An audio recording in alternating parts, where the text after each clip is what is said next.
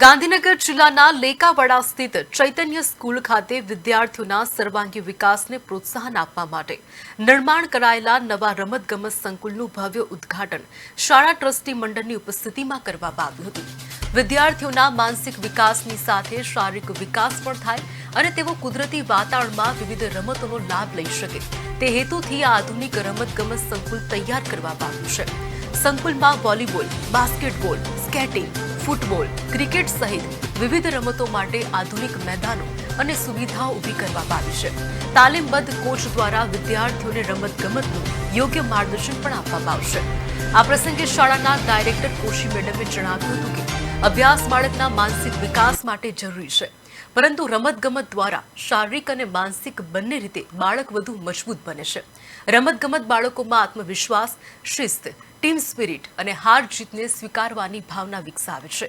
નવીન રમતગમત સંકુલના ઉદ્ઘાટન પ્રસંગે શ્રી CK કોશી IAS, શ્રી કે નિત્યાનંદમ IPS, શ્રી રવિ ગોપાલન મુખ્ય વહીવટી અધિકારી, નિપુલ ઠાકર, આચાર્ય સ્વાતિ માટા, શિક્ષકગણ અને શાળા પરિવારના સભ્યો ખાસ ઉપસ્થિત રહ્યા હતા.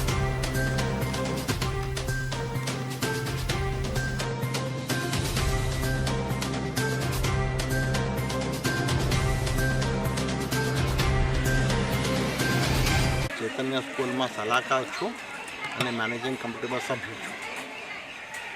આ પ્રોગ્રામ બાબતમાં એવું છે કે અમે ઘણા વર્ષોથી આ એક સુવિધા વિદ્યાર્થીઓ માટે ચાલુ કરવાની વિચારીએ છીએ અને છેલ્લે ઘણી મહેનત પછી અમે આ 3 સુવિધાઓ એટલે બાસ્કેટબોલ, વોલીબોલ, ક્રિકેટ અને ચોથી પણ છે સ્કેટિંગ વિદ્યાર્થીઓ માટે, અમારા વિદ્યાર્થીઓ માટે પ્રાથમિક રીતે અમે ચાલુ કરીએ છીએ.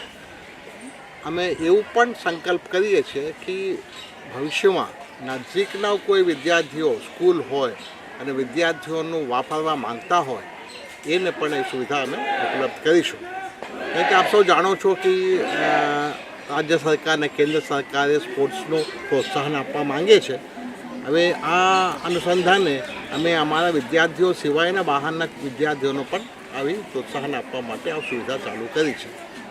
આપ જાણો છો કે 2030માં આપણા કોમનવેલ્થ ગેમ થવાનું છે અને 29માં પહેલાં પોલીસ અને ફાયર, વર્લ્ડ પોલીસ અને ફાયર ગેમ્સ પણ થવાનું છે. તેના માટે જોરશોરથી તૈયારીઓ ચાલુ થાય છે. એટલે એ અનુસંધાને આ વિદ્યાર્થીઓ માટે આ સુવિધા ચાલુ કરે તો સ્પોર્ટ્સનું પ્રોત્સાહન મળશે.